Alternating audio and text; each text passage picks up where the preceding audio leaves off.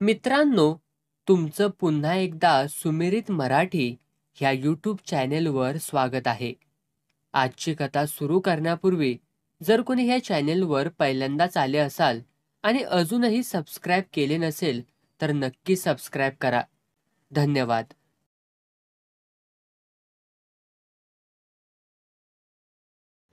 डोंगर पठाराला बांध पसरावा तशी आपल्याच खानदानी मस्तीत चिंचणी गाव पसरली होती. पूर्वेकडे शेकोबाचा डोंगर बादशहासारखा थाटात उभा होता. जाधव पाटलांचा हा गाव पायथ्याला 70-80 मान्यांची घरं घेऊन बसला होता. दक्षिणेला चिलीम टेकडी पोटाशी काळ्याचा माळ घेऊन उभी होती. कधी काळी तिथं आरामात चिलीम फुकणारा रावण राम लक्ष्मणाची चाहूल लागता सटकला होता. दक्षिणेला पुंदी तर उत्तरेला कवठी एकंद बसलं होतं. पूर्वेला सावर्डे आणि पश्चिमेला तासगाव निवांत पहुडलं होतं. नजरेत भरेल असं 10,000 लोकवस्तीचं चिंचणी गाव गेळेवाडी, बहिरेवाडी, गणेशवाडी, गवळीवाडी अशा चौफेर वाड्या घेऊन पसरलं होतं. दक्षिणेच्या अंगानं वाहत गेलेला कापूर ओढा पुढे आडवा होऊन सलाम ठोकीत झुकला होता. शेकोबाच्या डोंगरातनं वाहत आलेली बेंद भवतालची गावं सुखावीत पुढे धावली होती. मध्यभागी पटवर्धन संस्थानिकांचा दांडगा असा वाडा. मस्तकावरती टिळा लावावा तसं डोक्यावरती ग्रामपंचायतीचं ऑफिस घेऊन उभा होता. महादेव, मारुती, यल्लम्मा, लक्ष्मीश्वर, राम, दत्त, उत्तरेश्वर अशी 8 देवळं भाविकांना खुणावत होती. काळी भोर नागिणीसारखी डांबरी सडक तासगावकडून सावळजकडं झुकली होती. कोपऱ्यावरती उभी असणारी वाघाची चिंच आल्या गेल्यांची नोंद घेत होती. खप्पड हॉटेल पोटात गिऱ्हाईकं घेऊन बसली होतीत. मी माझ्यामधून बाजूला होत माझ्याच गावाकडे कौतुकानं बघत होतो. आयुष्याची 4 तपं उलटली होती तरी कालच या मातीत उगवल्यासारखं वाटत होतं. माझं नाव गणपतराव व्ही माने, चिंचणीकर. आज महाराष्ट्र मला तमाशा सम्राट म्हणून ओळखतो. पण हे यश सहजासहजी लाभलं नाही. लय खस्ता खाल्ल्या म्या. जागोजाग आरपार सवताला चिरीत गेलो. वणवा पाठीशी घेऊन धावलो. 17 तऱ्हेची माणसं भेटली. काही खेटली, काही हात दाखवून दूर झाली. कातकऱ्यांनी खेकड्यासाठी बिळं उकरून वडा पालथा घालावा तसं आयुष्य समद पिंजून काढलं. मी 15 वर्षांचा. घरात 8 भावंड. नुसता कालवा. प्रत्येकाच्या पोटाला भुकेची भकाळी. सदान कदा उपाशी. बाप तासगावच्या कचेरीत शिपाई. मुठभर पगारात काय भागतय व. त्यात सावळच्या आत्या तिची लेक मंजुळा आमच्याच घरात. रागात आटून बाप मेटाकुटीला याचा. खडकाळीला गावातलं जनावर मेलेलं दिसलं की तवा पातेलं घेऊन माणसं पाळायची. मी बी त्यात. एका जनावराच्या 16 वाटण्या. काय येते वाटणीला तरी. माणसं हुसकून लावायची. एखाद्यानं वाढलंच वंजळभर मटान तर एरंडाच्या पानानं माशा धुडवीत कावळा चुकवीत पळत याचं घराकडं. साऱ्या महारवाड्यानं गावातली घरं वाटून घेतल्याली. आपल्या वाटणीच्या घरातलं जनावर कवा दगावल असं वाटायचं. एखादा शाणा मकची हिरवीगार कणसं आणायचा. कणेरीच्या बॅट हिचून वरच्या पापुद्र्यात घालायचा. गुपचूप आपल्या वाटणीच्या घरापुढं असणाऱ्या गुराच्या दावणीत टाकायचा. सकाळी याचाच सांगावा. अरे इटबा आहे का इटबा? का व मोकाशी? लेका तानपी म्हस दागावली आमची र. कशानं व? काय कळना झालंय बघ. वाईट झालं देवा. असं हुया नको होतं बघा. बरं आवर लवकर. चढदिशी वडून टाक खडकाईला. असली सारी नाटकं. पोटच वायट. 12 महिने भूक वकवकत असलेली. सुट्टी असली की आईबाप बांगलायला जायचं. रुपयासाठी मेटा आकडून दिसभर पुढं सटकत राहायचं. पोटासाठी बाप खोटेपणा करायचा. एखाद्याला भूतानं झपाटलं की म्हणायचा, भूत लय मोरच्या पावरीचा हाय. कापूरवाड्यात खालच्या ढाजवळ करून हाय तिथं डेनं द्या. देऊ दादा देऊ. नुसतं देऊ नक. रात्री 9 वाजायच्या आत 1.25 शेराच्या चपात्या आणि 1.25 शेराचा भात 1 शिरी कोंबडा उतरून टाका. सकाळ पावतर ताप उतरल पोराचा. ऐकणाऱ्याला बी खरं वाटायचं. आमचं दादा लय हुशार. गुपचूप रात्रीचं त्या करंजा जवळच्या झुडपात लपून बसायचं.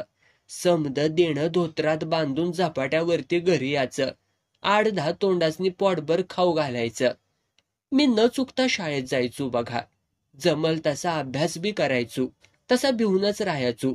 शुद्ध लेखन शिकवणारं पाटील मास्तर सोडलं तर सगळी मास्तर झिंग्यावाणी ताट.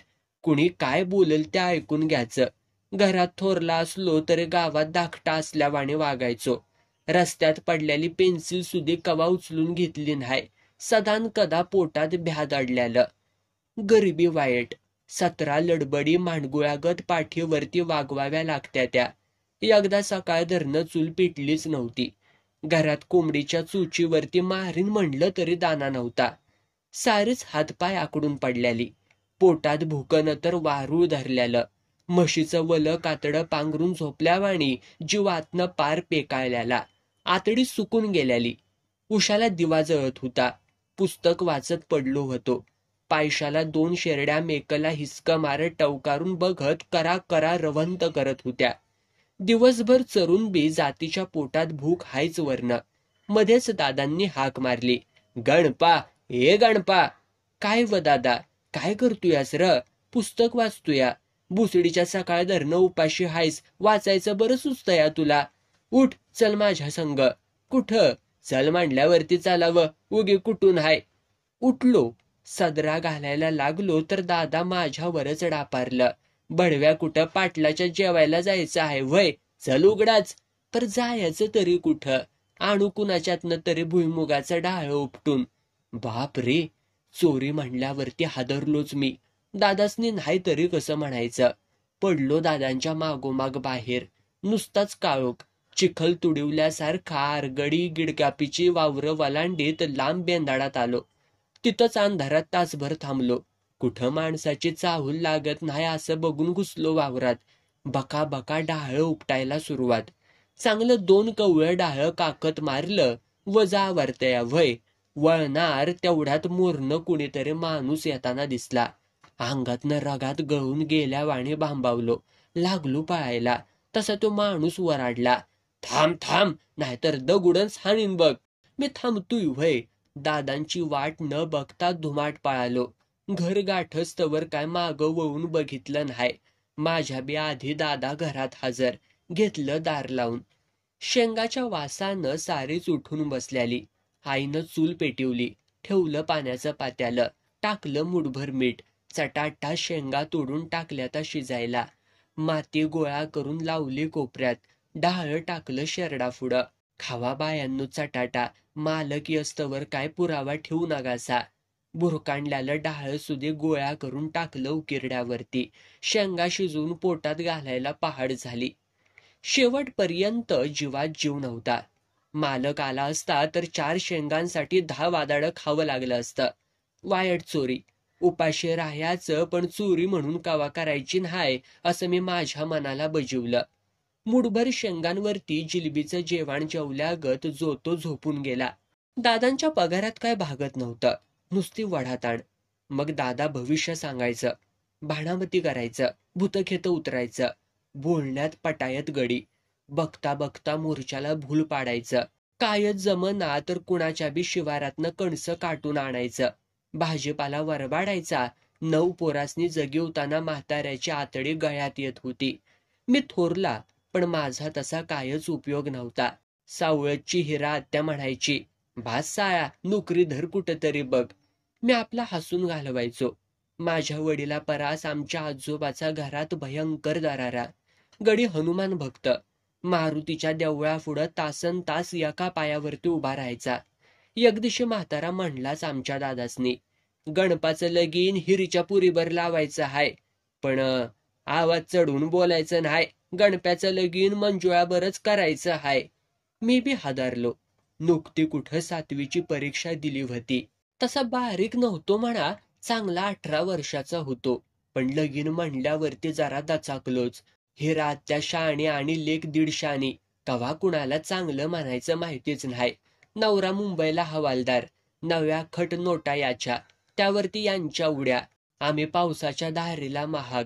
माणदेशात वाढल्यासारखं. आत्या धूर्त. बिनहुंड्याचाच पोरगा तिला गावल्याला. आमच्या घरात तर एकाच्या अंगावरती नवं कापाड नव्हतं. माझा धाकटा भाऊ लक्ष्मण शंकर कौतुकानं फाटक्या कापडावरती वावरत होते. बणी कोलाट्याच्या पुरीवाणी सदा ठिगळाच्या पाताळात गुरफाटलेल्या. दादांच्या सदऱ्याला तर एक बाही नव्हतीच. साऱ्यांची बंगायाच्या वर तऱ्हा. फक्त आम्हा नवरा नवरीसनी नवी कापडं. भात आमटीचं जेवण झालं आणि डफडं वाजवून लगीन लागलं. नवरदेव झाल्यानं मी अवघाडलो होतो. मंजुळेला त्याचं काय बी नव्हतं. अंगणात खेळल्यावाणी ती लग्नात वावरत होती. माझ्या परास हाडापेरानं टणक, नाकावरती सदा नन्हाटी वस्तीला असलेली, कुचकं बोलायला पहिला नंबर. मी आपलं कौतुकानं म्हणलं, मंजुळा, लगीन झाल्यावाणी वाटणात झालंय बघ. का बापाला सांगायचं नाही वय तासगावचा बँडबाजा आणायला, नाहीतर पटवर्धन महाराजांचा हत्ती झुलवायचा. चांगल्यापणानं सांगतोय मी. नशीब समज तुझ्यासारख्या बावळटाला माझ्यासारखी देखणी पुरगी मिळाली त्या. आता काय बोलायचं हिच्या पुढं. घरात लाडानं वाढलेली, खात्यापित्या घरात जलामलेली. समदा ऐकून माझ्या आईला तर लय वाईट वाटायचं. बायकासनी ती म्हणायची, माझं पोर गरीब वाल्यासारखं. जलामल्यापासनं कवाबी दमिवल्यालं नाही, टाकल तिथं पडायचं. आता ही भावाने कशी समळून घेत्या कुणान ठावं. लगीन लागल्यावर 4 दिवसात बायको पळाली मुंबईला बापाकडे. आत्या बी तिची बाजू घेत म्हणाली दादासनी, शहरात वाढल्या माझी लेक, तिला कुठलं करामतं हिथं खेडवाळ वातावरण. तसं म्हणून कसं ग चाललं अक्का, लगीन लावलंय तिनं गणपाशी, हिथंच राहायला लागल. छे, तिनं निरोप ठेवलाय माझ्याजवळ. कसला निरोप? नवऱ्यानं बायकोजवळ नांदायला आलं पाहिजे. असा राग आला म्हणता चप्पल खात्यात बुचकवून मायलिकीसने ठोकून काढावं. वड्यानं ताणीत पार शेकोबाच्या डोंगरा पावतर न्यावं. हुशारी दावत्या ती. आम्ही गरीब झालो म्हणून कसं बी पिळायचं वय आमासनी. मी आत्याला म्हणलं, मंजुळाला बोलवून घ्या माघारी. ही हिथं राहायची नाही. कामून हिथं राहून पोटाला काय बिब्ब घालायचं? एक कमी होणार आणि 12 जण बसून खाणार. मी नोकरी करीन. हिथं चिचणीत नोकरी ठेवल्या तुझ्या बापानं. 4 पैसे कमी आणि मग बायकोला बोलीव हकडं. दादांचं डोळं डबाबलं. हिरा आत्याला हात जोडून म्हणलं, हे बघ अक्का, लेकरा बाळाची पाठी तुझ्या हवाली केल्या, सांभाळ आता. गणप्या काय लहान नवं कडवरती घेऊन फिरायला. मी असा गरीब, ना वळकी ना पाळकी. दाजींच्या वशिल्यानं बघ कुठेतरी कामाचं गणपाच्या. आत्याला पाहिजे होती ती संधी बरोबर मिळाली. जावाय बिगाऱ्यागत सासरवाडीस राबवायची. आई ती संधी चालून आली. काचेच्या डब्बीतली मिसरी हातावरती घेत म्हणली, कुठेतरी घासल्याशिवाय 4 पैसे मिळत्या ती थोडंच. गणपाला पाठवू माझ्यासोबत मुंबईला, हापिसरच करून टाकते बघ त्याला. लेंगा 17 ठिकाणी फाटल्याला, पण हापिसर झाल्यावाने मी लगेच आकाडलो. आत्याचं बोलणं खरंच वाटलं. त्या दिवसापासनं आत्या गोड बोलायला लागली.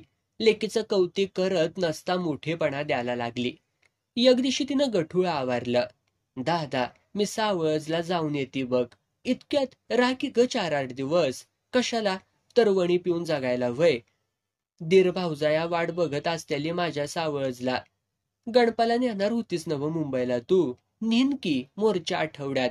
काय दान दुणं घेऊन देते की घरनं. आणि हे बघा, मुंबईत लगेच काय नोकऱ्या वाढून ठेवलेल्या नाही त्या. 5-50 रुपये द्या पोराजवळ. अक्का, अगं तू माझी परिस्थिती बघतेस नव. एवढं ग पैसे कुठनं आणू म्या? दरवडा घाल. लेकीला समून वर जावयाला सांभाळणार हाय, ती बी नोकरी लावून. काय बोलते ते दादा? पाठीमध्ये घाव बसल्यावाने आचकून गेलं. इकडं तिकडं फिरून ₹1-2 रुपया जमवू लागलं. 3 आठवडं उलाटलं तरी आत्या आली नाही. 7वीचा निकाल लागला. मी पास झालो. पिशवीभर जांभळं आणून साऱ्या महारवाड्यात वाटली. यल्लम्माच्या पाया पडलो. गावभर फिरलो. मास्तरासनी भेटलो. थळातल्या पारावरती टेकलो. समाज मंदिरात बसून भवितव्याचा विचार करायला लागलो. सर्टिफिकेट काचेत भरून घेतलं. 3-3दा डोळ्यान खालनं घातलं. एक दिवस आत्या आली सकाळ सकाळी. बसली सुद्धा नाही. गणपा आवरायचं बघ. काय? अरे उळगा मुंबईला जायचंय आपल्याला, आवर लवकर. आवर करायला होतच काय जवळ. सदरा, लेंगा आणि 2 सर्टिफिकेट. बापानं 25 रुपये दिलं. खिशात घालत पाया पडलो. आईचं हुर्द भरून आलं. जपून बाळा, शहराची वस्ती, माणूस माणसाला वळखत नाही. आत्या सांगल तसं वाग. बायकोला सांभाळ. नोकरी लागली की टपाल पाठव मला. आमची काय बी काळजी करू नकस. जीवाला जप. वंस. पोर लय हळवा हाय मनानं, जपा त्याला, चुकलं माकलं तर पोटात घाला. समदा विचार केलाय मी, जाती, काय शेपांना जमलं तर पाठवा मनी ऑर्डर.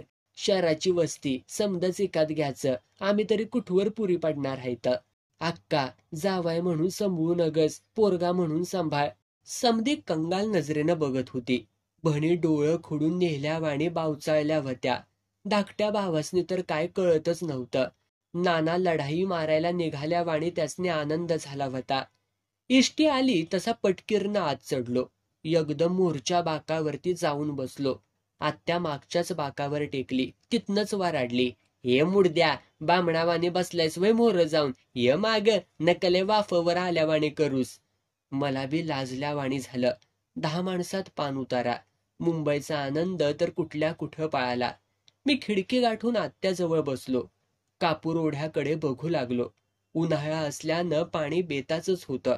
पुलावरती माणसांची वर्दळ होती. लाकडी फळ्या पाण्याची वाट बघत होत्या. दूरवर नांगरलेली रानं पावसाची वाट बघत होती. बकास माळावर 4-2 बाभळीची झाडं जीव धरून उभी होती. इष्टी धावत होती. गाव मागं पडलं होतं. देहानं मी पुढे आलो होतो, पण मन चिंचणीतच गुंतलं होतं. चिंचणी मनात अडकली होती. ठोंबात केकताडाचे फळे गुंतावे तशा आठवणी एकमेकांमध्ये गुंतल्या होत्या. आयुष्यात प्रथमच मी गाव सोडलं होतं. नोकरीसाठी दूरवरती निघालो होतो. आत्या हळूच म्हणाली, पैसे कुठाय ती? हायती की खिशात, आणि इकडं पाडशील बिडशील कुठेतरी. हिरव्या 5 नोटा तिच्या हातात दिल्या आणि मी पुन्हा पहिल्यासारखा कंगाल झालो. पायाखाली आत्यानं घेतलेलं ज्वारीचं पोतं होतं आणि पोटात नवी भूक उगवत होती. आईनं पिशवीत दुमडून बांधलेली भाकरीच तेवढी खऱ्या अर्थानं माझ्या मालकीची राहिली होती.